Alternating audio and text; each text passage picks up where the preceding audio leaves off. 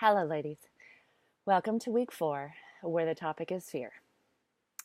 Before we get started, I wanted to tell you a little story about something that happened to me in 2015 that has hugely informed everything that I'm doing now, and it has everything to do with fear. Back in 2015, I was still working for Mercy Ships, and I had a colleague who I will call the German. Some of you listening probably know the German. And we used to sit in my office and we would dream up all the cool things that we could do to advance the kingdom of God in big and interesting and fun and powerful ways. And so at that time, the Africa Mercy was docked in the nation of Madagascar, which, if you're not super familiar with your geography, that is off the southeast coast of the African continent. And it's an enormous island nation, and it's also the sixth poorest country on earth. And so we had been there 3 times at this point, and we had been working with a local girls' home there that basically was a safe place for orphan, abused, and abandoned and neglected girls. And so in our visits there, we had taken teams there, and in fact, we had decided that we wanted to spend time with these girls in the same way that we would spend time with our own kids, to show them that they mattered and that they were important. And we didn't want to just come and do work there and do kind of a typical short-term mission thing. We actually wanted to help these girls understand that they were important in the kingdom of God. And so we were sitting in my office in Texas, dreaming up ways to do that. And so what we had come up with so far is we had taken the girls swimming. We found a pool, we found a donor, and got them swimsuits. And the director of the school, she's a fantastic woman named Lala Sue, and she was just with us 100%. And we were doing all sorts of crazy things that people said we couldn't do.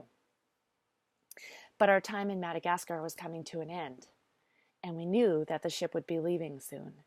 And this is a hard thing, because when the ship comes to a nation, it not only provides free surgery for people who don't have access to surgical care, but it also does a lot of healthcare development.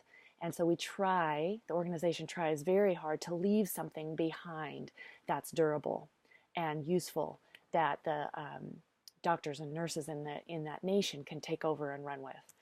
So in that spirit, we were trying to do the same thing. And we tried to think, what could we do that would be a really lasting and meaningful thing in the short period of time that we have. And the German said to me, you know what we need to do? We need to bring the girls from the school down to the ship. And I said, did you fall and hit your head? The girls live 10 hours from the ship, and nothing like that has ever been done before. And the organization is never going to allow us to do that.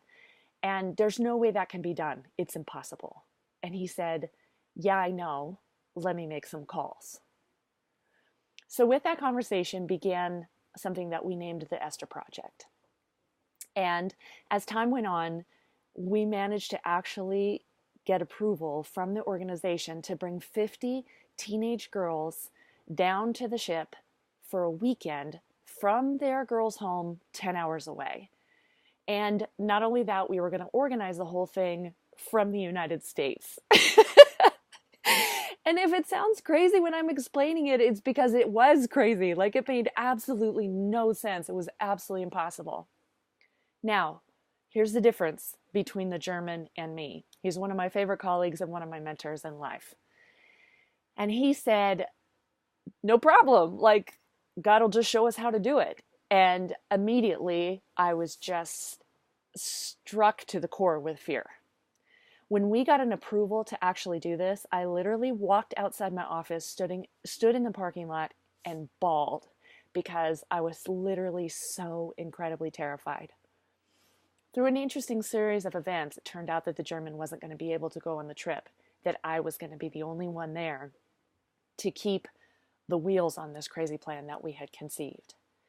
And I had partners on the other side who were working at the ship in Madagascar.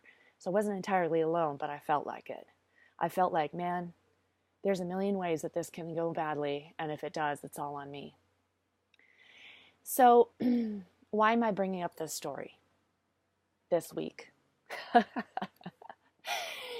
The reason I'm telling you the Esther Project story, my friends, is because the second you decide to do something big and impossible in the kingdom of God using the gifts and talents that you were given, you're going to walk out into the parking lot and you're going to start to cry. Okay? And all of the reasons that you can't do such a thing are going to come screaming into the forefront. And you're going to doubt yourself. You're going to doubt your ability. You're going to think that you're crazy and that the whole thing is going to fail. Okay?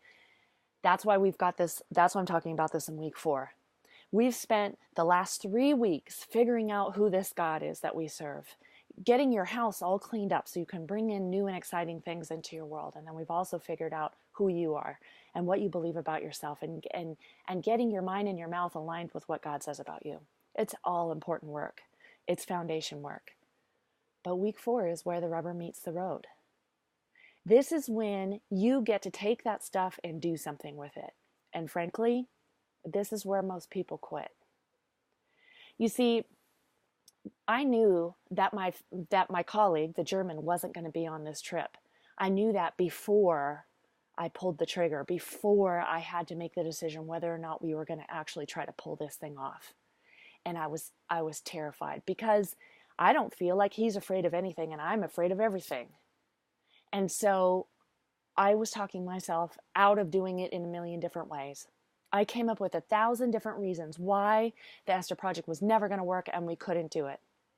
Well, just then, another one of my mentors, when my back was up against a wall and I had to decide whether or not we were going forward, another one of my mentors, a man named Tom Wechter, called from Madagascar. And I told him what I was afraid of, and I told him all the reasons why I didn't think it was going to work. And I just didn't think I was capable. And what if everything went wrong? And what if it failed? And what if somebody died? And blah, blah, blah. And he said, you know what, Erin? All that stuff might happen. But I believe that we serve a big God who is smiling on our effort. And he told me this. He said, Erin, you are never, ever going to regret doing something to advance the kingdom of God. Even if it doesn't go at all the way you think it's going to go. You need to do it anyway. So that's when I said, okay, Tom, let's go. Let's do it. But you're going to be there on the other side, right? He's like, I'm here with you 100%. As a matter of fact, he started cheering, and I think the German was standing there too, and he started cheering as well. But like, this was a moment, you guys, where I had to say, am I going to keep playing it safe with my life and not confronting the fear because I'm not doing anything that would confront the fear? See, if you want to have a big life where you're doing interesting things and making big moves in the kingdom of God that are aligned with your purpose and your function, fear is going to get up in your face and it's going to start screaming at you. And all of the things that are in your head that you don't think you can do, and all the ways that you don't think you're good enough, and all of your gremlins and all of your limiting beliefs are all going to come up when you start to step out and do something that you don't think you're going to do or that you're capable of doing. The amazing news is, of course, that we serve a big God who is delighted to show up in his strength when we show up with our weakness. So, but it's going to require courage from you. And so this week, we're talking about how do we get that courage? Where do we get that courage? How do we muster up to the courage to do stuff that we think is impossible? Well, I learned it the hard way, and I learned it by doing the Esther Project. So sure enough, I spent 2 weeks in Madagascar working with a team that I was with, and we were there in the girls' home for 2 weeks ahead of time. And guess what happened to me every night? I had nightmares, and I had a very difficult trip, and I felt like I was getting tripped up in every possible conceivable way. But you know what it was? It was just fear. It was fear that the Esther Project was going to fail, and that I was going to get called in front of the international board and I was going to have to defend myself. Little me from Mercy Ship Staff Development, you did what? You wanted to bring 50 teenage girls 10 hours away down to the ship to an ocean that they had never seen?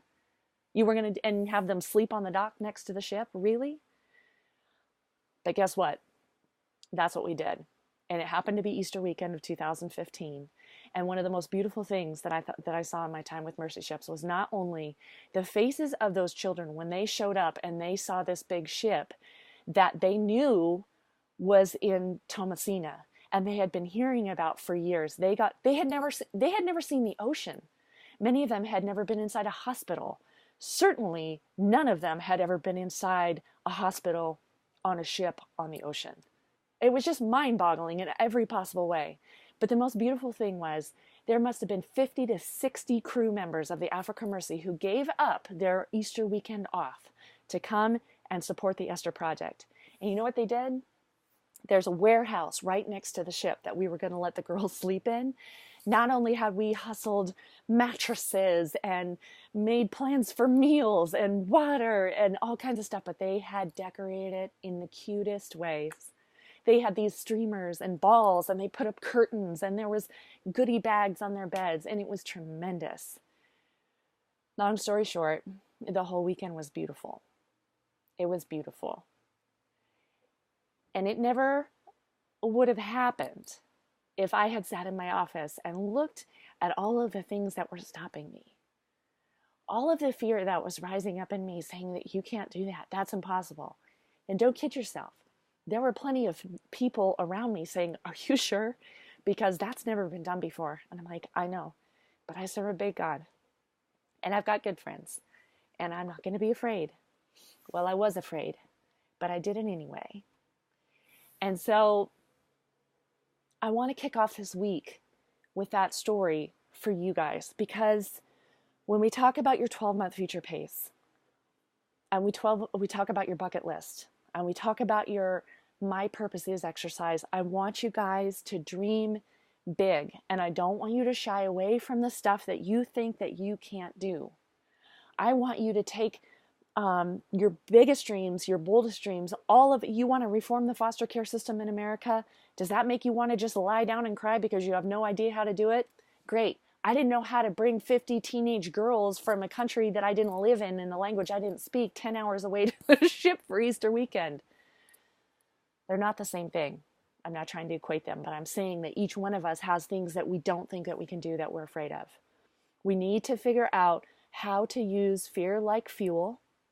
We need to figure out how to listen to the fear messages that are just trying to keep us safe and protect us.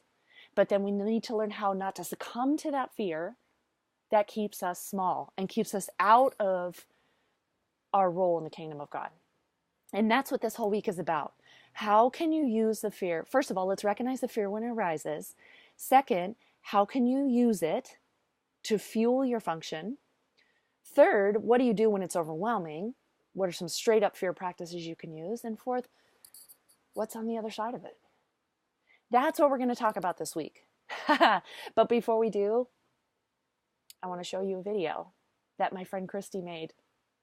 And I want you guys to watch it. And it'll just give you a 4-minute picture of the beautiful thing that we created in Madagascar over Easter weekend in 2015.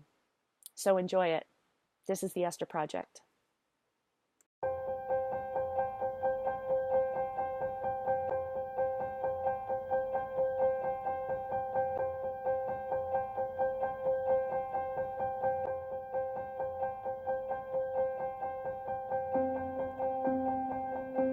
If only you knew the sunlight shines a little brighter, the weight of the world's a little lighter, the stars lean in a little closer, all because of you.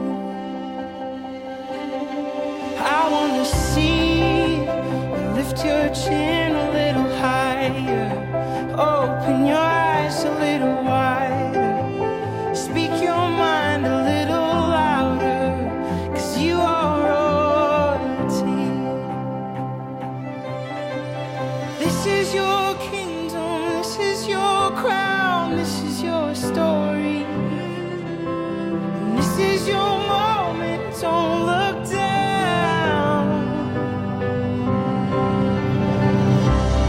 You're ready, born ready, and all you gotta do is put one foot in front of you. Our ceiling is your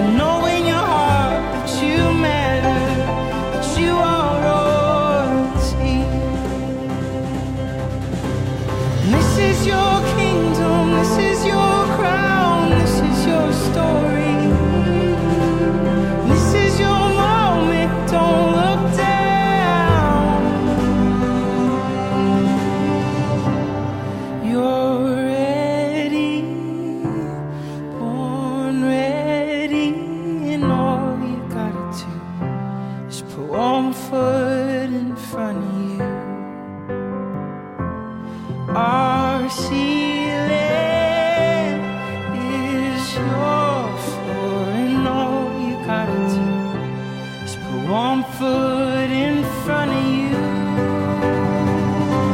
If only you knew you're ready, born ready, and all you gotta do is put one foot in front of you. Our ceiling is your floor, and all you gotta do is put one foot in front of you.